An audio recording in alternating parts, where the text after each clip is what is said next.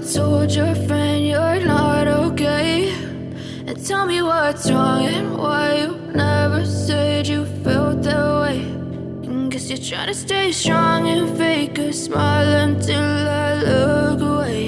मैं आप लोगों को इफ एल्स कंडीशन कैसे यूज़ करते हैं ये बताने वाला हूँ। तो पहले तो आप देख लीजिए कि जो इफ एल्स कंडीशन होता है ये कंडीशनल ऑपरेटर होता है, जहाँ पर हम कंडीशन देते हैं अगर ये है तो ये होने वाला है, अगर ये नहीं है तो ये। मान लीजिए हम कुछ काम करने वाले हैं, उसके लिए जैसे हम पेरेंट्स हमको कंडीशन दे देते हैं अगर तुम 100 मार्क्स स्कोर करोगे तो आपको ये गिफ्ट मिलेगा, अगर नहीं तो अगर आप 100% या फिर 90% स्कोर कर रहे हो तो कौन गिफ्ट करने वाले हैं, अगर आप नहीं कर पा रहे हो तो फिर वो कुछ नहीं मिलने वाला। कुछ ऐसी चीज़ मतलब जहाँ पर आप कंडीशन दे रहे हो कि हम अगर ये करेंगे तो ये होगा, अगर ये नहीं करेंगे तो ये नहीं होगा। अब ये सेम चीज़ को मैं आपको फ़ोन में भी करके बताऊंगा बाद में, लेकिन मैं यहाँ पर थोड़ा ओवरव्यू दे रहा हूँ एक्चुअली। तो पहले देखिए, आप इफ़ लिखना, इफ़ के ब्रैकेट के अंदर आपको कंडीशन लिखना पड़ता है। कंडीशन मतलब मैं एज एग्जाम्पल आपको यहाँ पर बता रहा हूँ, मैं यहाँ पर कंडीशन ले सकता हूँ कि मान लीजिए एज ग्रेटर देन 19। अगर मेरा एज ग्रेटर देन 19 होगा देन आपका करली ब्रैकेट रहेगा, देन प्रिंटफ के अंदर नीचे आपको ये लिखना पड़ेगा कि ये बंदा अडल्ट है। मान लीजिए मैं एज एग्जाम्पल पहले आपको लिखना पड़ेगा इफ़ कंडीशन है if age greater than 19 curly bracket, then printf के अंदर रहेगा इज़, अगर आपका बंदा 19 साल से ज़्यादा है तो अडल्ट है, या फिर 18 साल से ज़्यादा है तो अडल्ट है।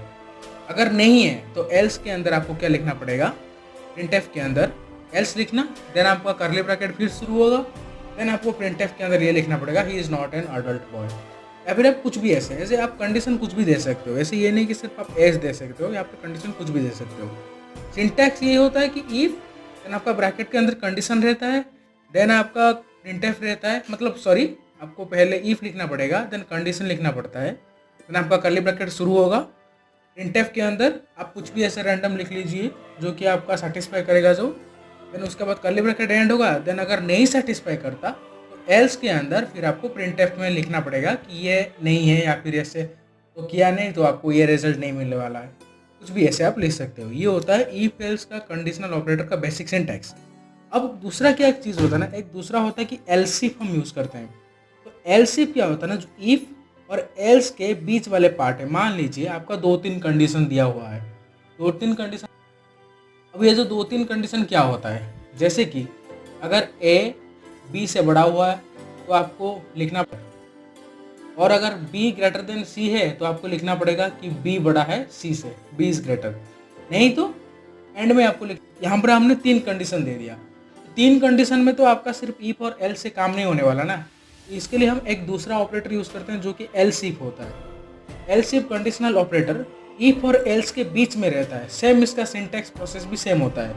इफ कंडीशन दिया पहले, देन आपका कर्ली ब्रैकेट शुरू हो गया, प्रिंटफ के अंदर आपने कुछ भी ऐसे लिख लिया, कर्ली ब्रैकेट एंड हो गया, देन उसके बाद आपका एलसिफ रहेगा, एलसिफ के अंदर कंडीशन, देन आपका कर्ली ब्रैकेट शुरू होगा, प्रिंटफ के अंदर आप जो भी कुछ देना चाहिए दे सकते हो, देन आपका कर्ली ब्रैकेट एंड हो गया, देन आप लास्ट में एल्स लिख लेना। और ऐसे कुछ प्रोग्राम होता है जहाँ पर आपको मल्टीपल कंडीशन देना पड़ता है। मान लीजिए 10 से 12 कंडीशन है, वहाँ पर elif elif elif 10 to 15 times आपको लिखना पड़ता है। लेकिन पहले जो चीज़ है और एंड में जो चीज़ है ये फिक्स है। पहले आपका इफ, लास्ट में आपका एल्स, बीच में आपका एलसिफ में नंबर ऑफ कंडीशन। अब 50 दे दो, 100 दे दो, 1000 दे दो, कोई से फिक्स नहीं है वहाँ पर।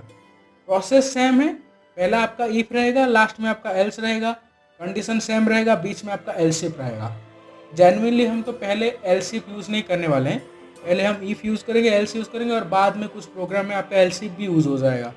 यहाँ पर आपका मान लीजिए मैं बताऊंगा, जैसे मैंने बताया था कि आपके ए बड़ा है बी से, बी बड़ा है सी से, सी बड़ा है डी से, यहाँ पर ऐसे आपका एलसिफ यूज़ होने वाला है। I know you told your friend you're not okay, and tell me what's wrong and why you never said you felt